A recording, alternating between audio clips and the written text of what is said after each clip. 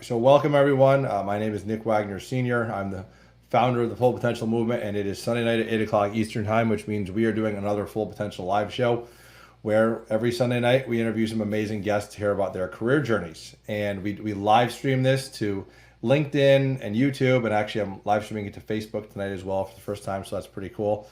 And then I'll take this awesome interview with Jen and Allison. We'll take the audio, turn it into the Full Potential podcast, and I'll share it on all the major podcast platforms as well. So if you miss the live show, you'll have plenty of opportunities to listen other ways. So first, thank you both of you for joining and making the time.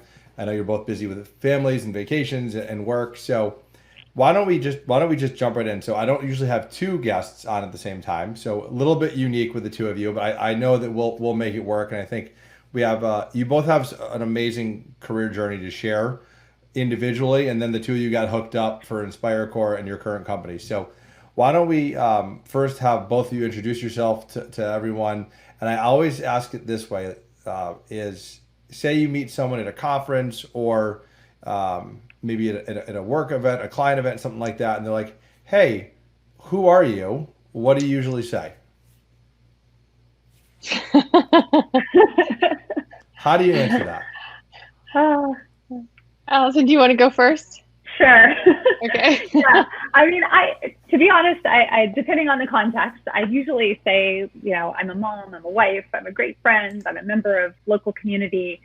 And professionally, I am co-CEO of a certified women-owned company called InspireCorps. And at InspireCorps, we believe in the power of inspired performance, that it drives both better well-being and better results. So we help people realize the power of it and how to bring it to life in their work. Awesome. I love how you always share that you're a mom and a wife. That makes me happy to hear that. Jen, what about you? Yeah, you're making me nervous even setting that up, Nick, because I am not a good cocktail mixer. I like to drink them, but not so good at like moving from person to person. But what I usually do is just lean in, and I'll just mention that that we have a women-owned, women-certified Connecticut company, and that we have three CEOs, and we were started 8 years ago. And the tagline that I use is that we help companies grow through inspiring their people. And that usually is really interesting to folks. And then I might mention that our book just came out, and we study inspiration, and we grow it in companies, and that's usually how I get the ball rolling. Yeah, no, I can imagine that probably intrigues people, right? Especially depending on who you're talking with, and what a couple of things that you mentioned, which I love, is that you are a woman owned company, a woman founded company, which we're going to dive into. But and you mentioned the company's 8 years old, but I wanna go back in time and start from the beginning, right? Because the two of you, your whole career has not been InspireCorps, and that is not me saying that either of you are old. Just want to make sure I say that.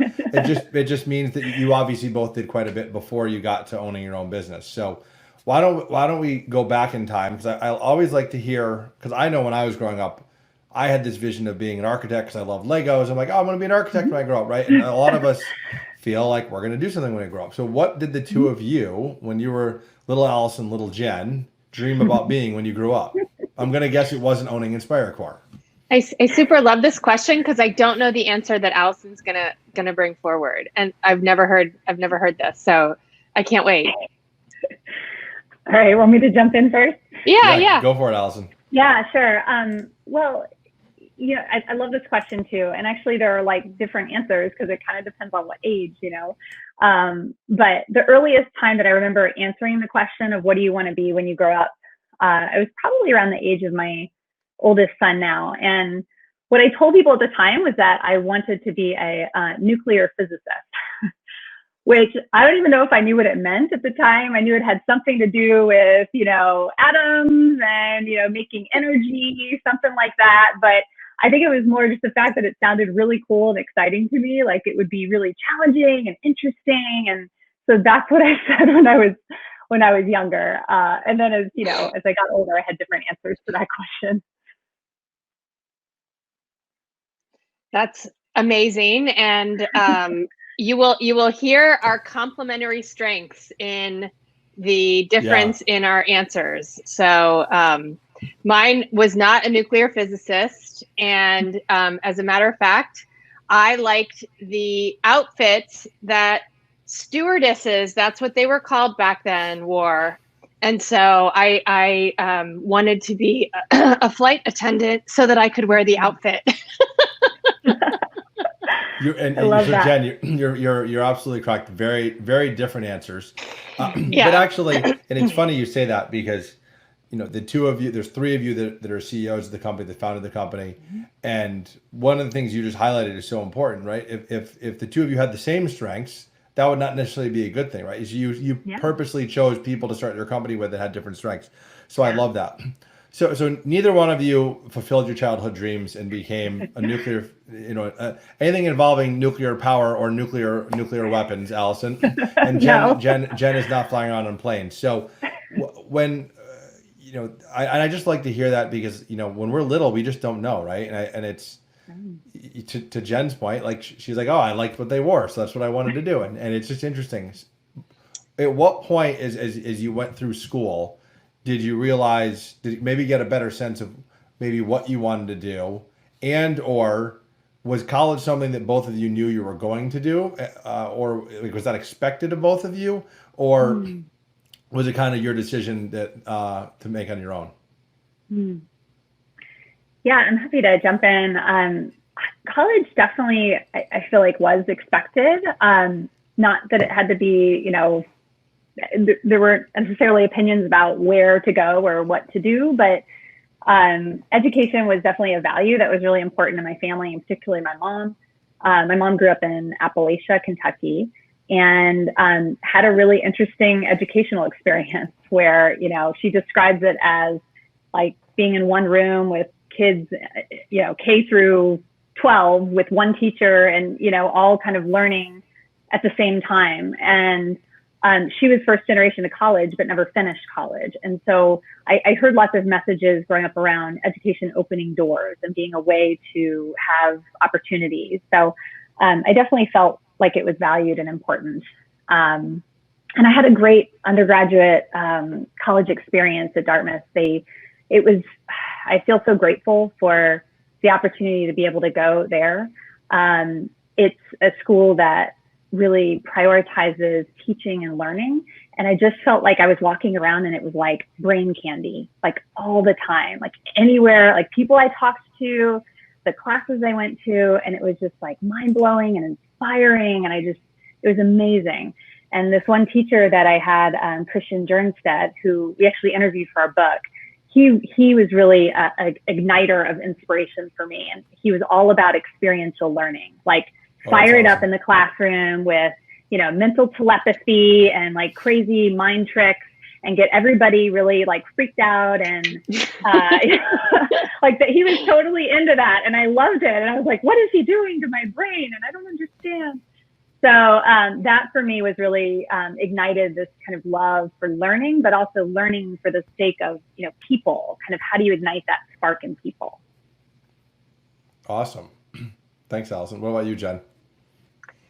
Totally different answer. My parents they were really supportive of whatever I decided, and super laissez-faire, kind of agnostic on college, had different paths themselves, and we had restaurants. So that was my first career. I grew up in the restaurant business, started bussing tables when I was 12, and kind of was managing my first restaurant at 21. Actually, I think it was 19, but it was probably illegal at that time in the state. And so I took a really circuitous path to college, with no one pushing me to go. That ended up being motivating for me. And so there were experiences I had in the restaurant business that made me very curious about how organizations work, and ended up in night school, like all through my 20s, frankly. I just worked my way through college. So a very non-traditional path. And it's interesting. So, and I often find that a lot of entrepreneurs come from entrepreneurial families. So you mentioned your family's owned restaurants, and that was the life that you lived, right? So you've seen you know your parents own their own business, so you've seen that, and I feel that those people that have seen their parents be an entrepreneur makes it easier for them to be an entrepreneur because they already at least understand how it's different from working for someone else, right? So I think that's an interesting point you bring up, Jen. Yeah, Allison's family is the same. I didn't realize. We're entrepreneurs too. Allison? What did you do? Yes, my father owned his own business.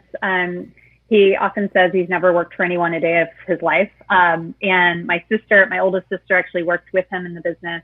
Oh, wow. For many years. And I used to grow up and going to his office as a kid, and stuffing envelopes for hours on weekends with him. So, I was very familiar with kind of the entrepreneurial lifestyle and really the dedication it takes. And I started my own first business when I was around 8, carving soap in the shape of horses, because we were in Kentucky, and every year there's the Kentucky Derby, big deal. It's actually coming up, I think, now because they moved it to Labor Day with COVID. But I used to go around door to door, and I would sell these carved soaps that I would make. And it was a great experience to try to sell something door to door. And they kind of became like popular, like a local department store was interested in like picking them up. And then I was like, okay, well, do I drop out of elementary school? And no, not really. But I was carving soap a lot as a kid and stuffing envelopes. So I knew the lifestyle. And to be honest, I kind of resisted it. Like for many years, I didn't want to be an entrepreneur because I knew how hard it is and what type of commitment it takes. But it also, for me, and I think, maybe done for you as well. Like it felt like for me, the most, the clearest path to be able to do what I'm most passionate about and where I could have the greatest impact in the world. So it was almost like I had to do it to be able to do that, even though it felt like hard and not necessarily, I'd almost rather not be an entrepreneur if I could. I think to your point, right. And we've talked, I used to own my own business as well. It's the hardest thing I've ever done. I mean, being an entrepreneur is it's rewarding, it's challenging, it's exhausting, it's fun, it's stressful all at the same time, right? And every day is different. And until you do it, I think it's hard for a lot of people to really understand what it's really like, because it is it's tough. So let's talk about. I want to work backwards. What year did the two of you meet? I want to start there, and I want to find out where you met. Because then I want to figure out like how you ended up getting there before you started InspireCorps. So where and when did you meet? And this is an important story because I think sometimes people jump in too quickly, and Allison and I dated for a long time. So just so everyone's listening. So you mean you dated as far as courting each other on starting a business? And that's right. Do we want to work together? I just want to make sure I clarify. Thank you for clarifying, Nick. Yep. Yes. Yeah, this is great. I mean, you're right. It's so important. And we were friends first. And I mean, we actually met originally through our dogs, who sadly they're both gone right now. Yeah.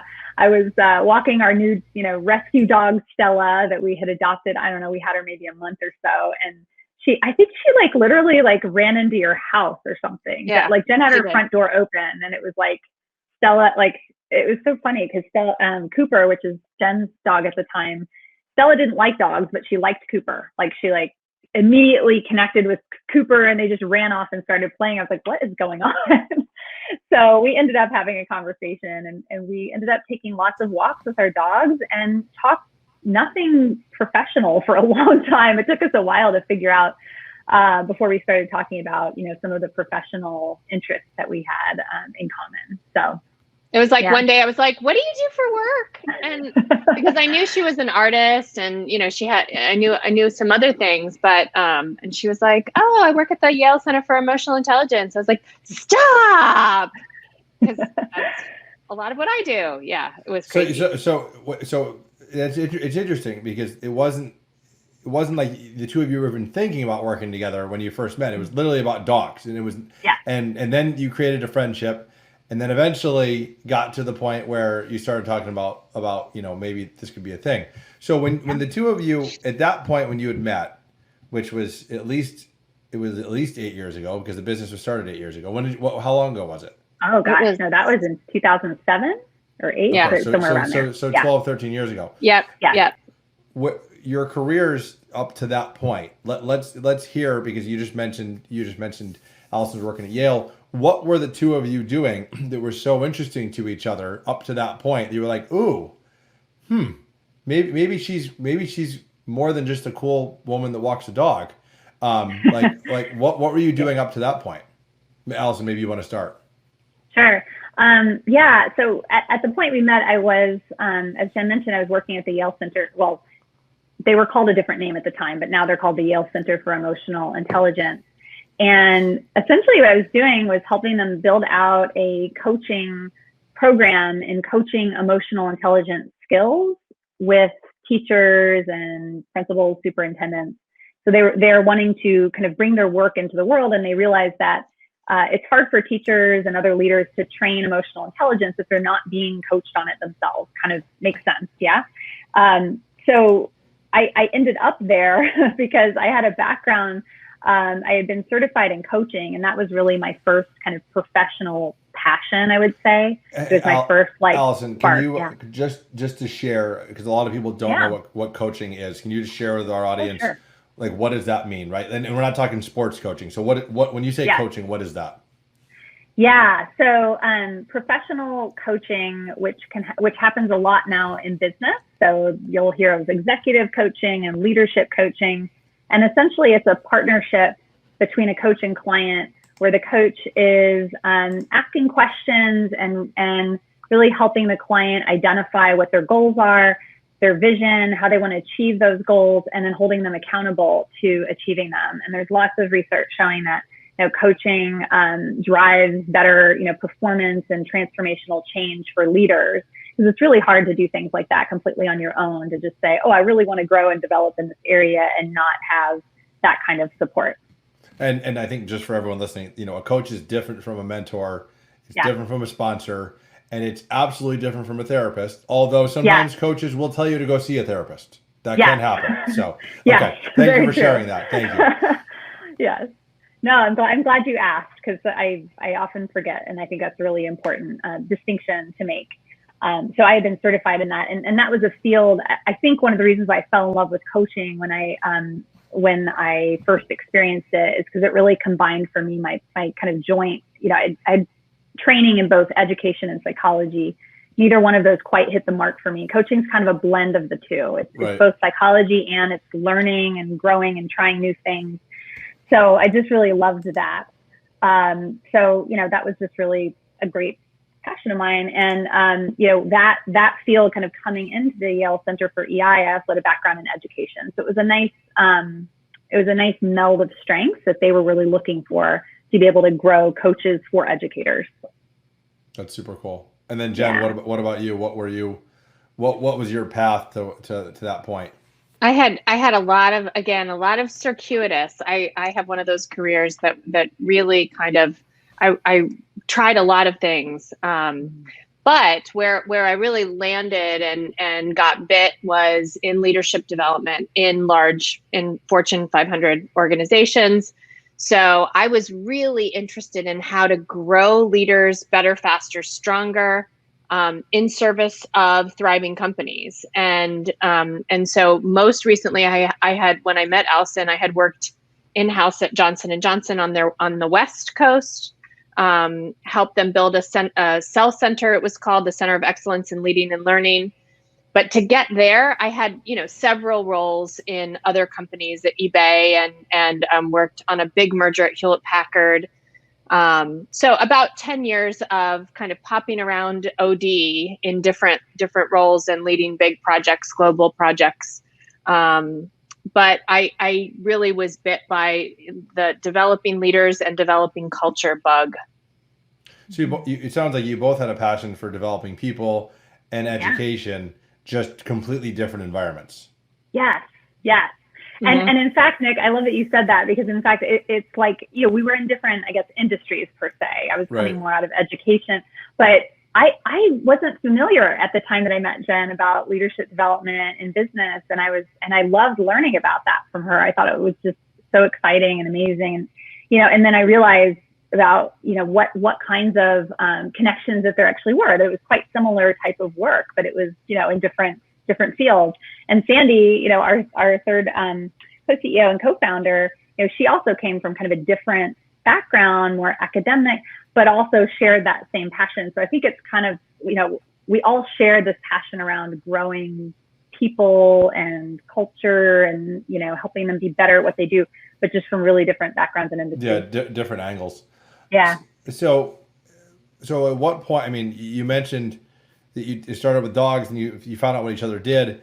At what point did you realize, and how long did it take for you two to figure out, like, oh, wow, like it could be fun to work with each other, not only fun, but also, probably, create this awesome company and be really rewarding. How long did it take to figure that out? And did one of you say like, hey, should we do this? Or was it kind of natural? Memory is so elusive, Nick. It really is, because we all have kind of different recollections of early conversations, and like what the sequencing was like, yeah. And but what was happening, and I think this is important to say because you have people listening that are navigating their own careers and trying to figure out sequencing life with work and work Correct. With life. And one of the driving factors for me was definitely managing a family along with, just knowing that I love to sprint and do work in sprints and also have time for other things. And so that was a driving force in kind of us maybe accelerating our exploration. But another driving force was, I think we all felt like we knew what was out there. We knew what the market offered. I had been on the buying side, right? So I knew the best of what existed. I had sought it out, and I felt like we could do that or better. And so I really felt like we could give the market a run. That was also a driving force. It's like, we know how to develop really amazing products and services and deliver them and connect them to measuring them through results. And so it just became clear that we kind of had to try. No, I like how you shared that. And I want to dive a little bit deeper into one of the comments you made, because I think it's really important, because you both highlight that it's a woman-owned company, and the three CEOs and founders are all women. And you both have families, right? And being an entrepreneur is hard enough. I was an entrepreneur before I was married, before I had children. So like I when I sold my business, I told my wife at the time, like, I need to sell this kid before I have a kid, right? Is what I told her, and that's what we ended up doing. But the both of you have families. How did you, and I think this is a really common question I think a lot of women have, is how do you balance a family and having your own business at the same time? Like, how is that even possible? It's a great question. Any thoughts on that? And because I think a lot of people dream about starting their own business, but they're scared. Mm-hmm. They're terrified, right? They don't want to give up the stability of something. They don't know how they're going to do it. And I think one of the big things is, how do you do it with a family? Yep. Yeah. I mean, I'll jump in with two thoughts, and then Allison, I'd love to hear what you're thinking. I think it was really important that we were aligned values-wise on like just realistic expectations around salary. Like we knew it was going to take several years to kind of get to replacing a salary that we could make in-house. I mean, we just imagined that and ran that model, and we didn't get financing. We're completely bootstrapped. So it took sacrifices across all of us in terms of, what we could do and how it would work.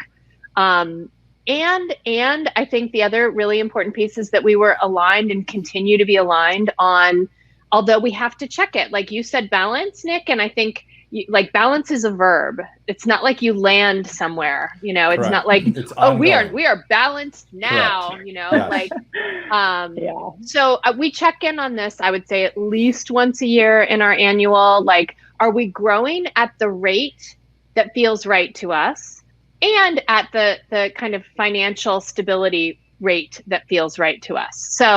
So we really keep a close eye on both of those pieces, and we could have grown faster. We could have. I mean, this was a conscious choice, and it's actually one of our just stated values is to grow with intention. So there are going to be some years where we choose some different, you know, balance with family, and we grow faster. And last year was one of those years. And Allison and I both were kind of like at the end of the year, we're like, yep, we need a little pacing better this year. Yeah. And then COVID happened. And then COVID happened. Right. So careful what you wish for.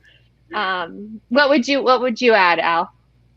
Yeah, I mean, I think in some ways it kind of gets at a little bit of the co-CEO model in a way. I think about, you know, there was a year kind of earlier on where we said that we each kind of had our own like baby per se, that we were like, I was pregnant. I was having a baby. Jen was doing a master's degree, which was huge. And then Sandy was working on tenure, which was huge. We each had this big kind of thing that we were birthing, you know, into the world and bringing into the world. And I remember how much we leaned on each other at those times. You know, these 2 weeks, tough for Sandy, you've got it. I got these, like, we really have got each other's backs. And I think that's a dynamic that we created early on. It's been important in terms of who we are. It's why I believe in the model that we have, because it's how we're able to, you know, not have to be everything all the time. We can count on each other and lean on each other, you know, through challenges, you know, that we might have with our families. And we've had situations come up, you know, with health situations and family members, you know, different things like that. And I really appreciate that. And I think it's been important for us. It's part of the grow with intention kind of model. But the other thing that I would just add in terms of the balance piece, and Jen's so right that it's, you know, it's like a lifelong journey. You know, and there's like there can be moments of balance within a day that are unbalanced, right? Or there can be days of balance within a week that feels unbalanced. Like Absolutely. It's just kind of always moving.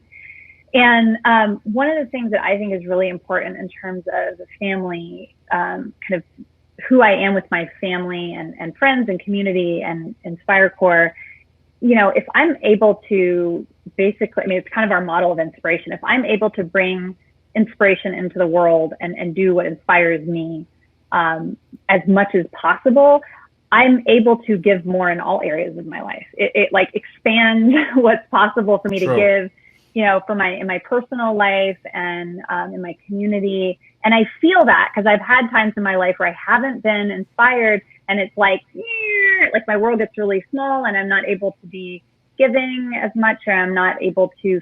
So it's kind of an odd thing that I don't know if it looks balanced from the outside, but it feels like it's more balanced because I'm bringing what I care about, you know, I'm bringing what I care about into the world, and that feels good. Well, I think you bring up a great point. So you have three owners, which can be challenging in some respects, but in other respects, to your point, Allison, where if someone needs time away because of a family issue or, you know, a medical thing, when there's only one owner, that's really hard to do because it's you, right? So you at least have these two other women to kind of share the responsibility with, because I think what a lot of people forget when you own your own business is your sales, marketing, IT, HR, finance, you know, delivery, you're everything, right? So I think the co-CEO model, while there's obviously, you know, more discussions, I'm sure, there's also a lot of positives to that.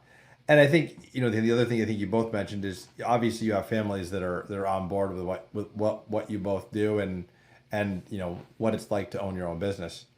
I want to go back to, so you start when you founded the business with the three of you, and you purposely said, like, look, we're not going to make the money we were making, right? Like, and you knew that going into it, which I think for a lot of people is maybe a surprise, right? Because a lot of people think, well, isn't the goal to make more money? But you all purposely knew you'd have to take a step back, making less money to start the business.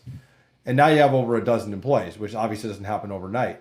What were some of those big, the early days of the company? What are some of those big lessons that you learned, or big takeaways that you'd like to share? Right, good or bad, right? So I usually ask the question like, what are some of your biggest successes or biggest failures? But what are some of those things you learned early on that you think really helped shape the company? I'm going to jump in with stack the deck. Okay, what does that mean? This is one of my biggest learnings. So in the beginning, we were taking a lot of projects, a lot of projects, and that was good in some ways because we were learning a lot. We had the opportunity to develop a lot of different interesting, products and services and ideas. And then it got to a point where we started to have a sense of like where we could have the biggest impact. And so we had the opportunity to be more discerning about who we were partnering with. Mm-hmm. And when we made that shift, what ended up happening was, projects were wildly successful versus just successful, right? And when projects are wildly successful, it is so life-giving to the organization, right? It's like this bolt and this jolt of just life force. And conversely, there have been some projects that, we delivered on what we needed to deliver on, and the organization didn't run with it. It fizzled out or whatever. And it's a drag on the boat. And so we now think about, one of the fastest ways for us to grow is to carefully select the right client partners that we know are they're going to be in it with us. We know it's our sweet spot. And then they're going to talk about how great we are and do a lot of the advertising and sales for us. Jen, can you? I want to make it real for the listeners. What if you can give us an example of a project you would do with a company without naming a name of a company? Like what would be something that? Because obviously I think people get right. Like your consultants, you get hired by companies to help them with their organizations. But what's an example of a project that you would do with a company? Like something totally yeah. So a lot of what we're doing, even in the last 6 months, is all about helping teams stand up their remote work. So helping them think through, how do we do this differently? Like what really needs to change? How do our expectations need to change? Where can they even be higher? Where do they need to be tempered? So we're doing, just a ton around just rethinking work and rethinking work across industries. So not only how it gets done, but the work they're doing is changing because their customers need something different, right? So many people are pivoting. That's a huge part of what we're doing right now. So it can range from we do strategic planning, we do all kinds of strategic talent management projects, helping people rethink performance management and thinking about developing really amazing cohort development programs for leaders. So that's one of our favorite projects, is to customize and design. They've got 30 leaders that they want to lift and accelerate the development on. And we have, an entire curriculum on how to produce inspiring performance. So those are just some examples. And that was helpful. Thank you. Good. So Allison, what is either like a really big success from early on or a really big failure that you learned from early on in the company? I think for me, I think and it builds a bit on what Jim was saying, I think too, but this idea of experimentation, like just get out and try things and do things and not be afraid of, whether they may or may not succeed, and learn from the market and learn from what customers bring to you. There's a lot we do now. We have more strategy and we think through, plans. But at the same time, like sometimes some of our greatest, things have come from just kind of getting out there and trying something new and different. So I think there's a good balance to be had between like having a strategy for the future. And then as we know with COVID, like things can just get blown up, and Yes. then your plan is like, no longer relevant. So you have to kind of hold that. Yes, we can have a plan, but we also need to just, if you feel inspired by something, you feel like there's a need for it and there's a way to do it that's different and creative, like get out there and do it and then see what the response is and build from there. It's kind of like, I love Sarah Blakely, the CEO of Spanx, and she often talks about how, she didn't have a business plan. She just kind of got out there and, did stuff. So I think saw it happen. Yeah. Yeah, not that it was that easy, but Right, she right. talks about it that way. She worked very hard, but she was out there and experimenting and learning from being in the work of it. No, I think that's great. So tell me about, and I talk about inspiration all the time with what I do with the Full Potential Movement. My goal is to inspire people in their careers, individuals. You're inspiring companies, but tell me why inspiration? Like why did you center the company InspireCorps on this idea of inspiration and not something else? And I mean, I personally, I love it, but I want to kind of hear because I know there's got to be many reasons behind it, especially with, the three of you and your backgrounds with education and learning and all your all the higher ed you went through. Like, why inspiration? Yeah, I'm happy to jump in first. Go for it, Allison. Yeah. So, it's a great question. And it came up really early in the game for us when we came together and asked the question of, we were all passionate about people having their best days at work more often and bringing, having better lives at work. And we were trying to figure out, well, what does make that difference? Like what does turn kind of an average day to an extraordinary day, or an average career to an extraordinary career, or average company to an extraordinary company? And this word inspiration kept coming up again and again. And we were really curious about that. And yet it seemed kind of fluffy and we were like, well, what does that mean? Why does this word keep coming up? And what do we know about inspiration in business? And it turns out, not that much. At least when we first looked, there wasn't that much out there. So we got curious around that because it seemed to, in all the clients that we worked with, the folks that we talked to, and we actually ended up interviewing hundreds of leaders across different industries and backgrounds. Inspiration is a key driver of better results for individuals and for companies. And it's for a variety of reasons that we talk about in our book in terms of the research. I almost think of it as like this rocket fuel that, can you set goals and can you, perform at work without being inspired? Absolutely, yes, you can do that.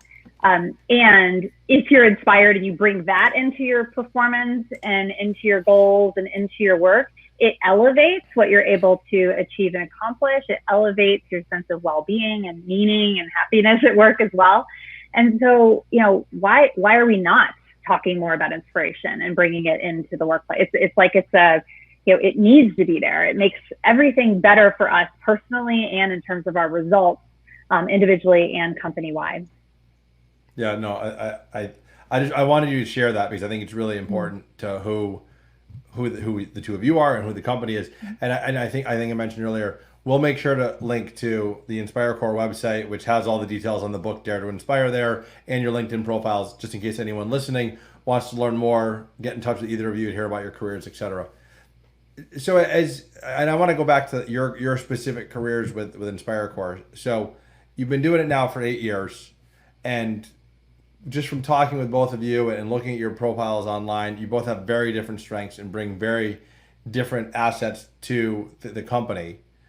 As you've gone through, and look, when you look at entrepreneurial adventures, which is what I like to call them, what you started 8 years ago is very different what it is today. You guys have, some things worked well, like you said, some things didn't. You now have over a dozen employees. Originally, it was probably just the three of you would be my guess, right, when you started it. You might offer different things now than when you did then. So it's almost like a different company then versus now. And this question is for both of you. How do you feel your strengths have helped get the company to where it is today? And then my follow up to that is, how do you think you maybe have changed with what you've had to do with the company as it's grown? Great question. They are both great. Yeah. I'll jump in with, I think I think one of the strengths that I was able to bring early on and continue to offer is perspective and hope. I think I tend to ground in, like, I actually have had a bunch of bumps in my life. And so I know what that feels like. And I also know to just hold on and get to the other side. And so, I think that's one of the strengths that I brought over the many years, is, things can look dark and they can, you know, we fail. There are times we screw up, or things don't turn out the way we planned. But I have never lost kind of hope in our vision and what we're about. So that's and then what was the second question? And I'll just jump into that one again. How do you think you've evolved since the beginning? This is a really good one. I sure hope Allison's going to talk about perseverance. Are you? Okay. Oh, wait. Because for you, yeah. Oh, for me? No, you maybe, weren't. Maybe. Okay. Anyway, I'll just out her and toot her horn. I mean, I would say that, while I'm good at keeping a vision and hope around what we're up to, like, Allison is really good at, like, the actualized hope. She's really good at, like, grounding in the plan, and the pace and the pacing, like the clip. And this is why you two get along. It's really part of the magic. And Sandy also has an amazing, she kind of crosses both of our worlds. She's got the vision, but she also has the drum beat. And it's really stretched me. It's stretched me over the years. I think I've really had to evolve into more of what we would call a pillar sensibility, like a little more rigor, a little more structure. And so that's been really good for me to witness, to be pushed on and stretched on. That would be my cool insight. Yeah. All right, Allison, what about you? All right. So the first one was what you brought in the beginning. Yeah. What you brought in the beginning. Strength. Right. Oh, yeah. Strengths. So, I mean, it kind of reminds me of going back and, like, carving soap in the horses and selling them door to door. Like, I am an inventor and creator by nature, and I love creating novel things that bring value into the world, that, hopefully inspire people. And so I'm at my best and happiest when I'm, like, able to be creating things. So I think that's something that served us and me well, both at the beginning, and I hope I continue to bring that. I think where I'm able to create has shifted and evolved over time, and I'm sort of like, plug me in where needed in terms of that skill, that strength, and that skill set. And I love Jen's strength of hope. That's awesome, because I feel like I'm less of a hopeful person by nature, but I feel like I've learned more hope from Jen, and it's really important to have in business. Well, so, I want to just comment on that real quick, because I feel like hope is in somewhat kind of optimism, and in business a lot of times you need momentum, and once you get a win, it really kind of lifts everyone's spirits, and then you get another win, and then you get another win, and if you're surrounded by negative people all the time, it's hard to get those wins and build that momentum. So having a chief hope officer is not a bad thing. So, all right. So back. Sorry, Allison. I just wanted to make sure I highlighted that. Yeah. So creating and inventing, place I like to play. The skill set that I've had to grow. I mean, I think a skill set that I've definitely had to grow is just being, putting my voice out there in terms of what matters, what's important.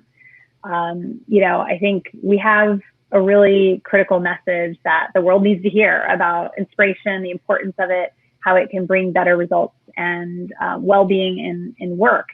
And at the same time, it feels sometimes risky, to kind of put these ideas in the world that are somewhat novel and maybe a bit off, not as traditional as other ideas. And so that takes a bit of courage.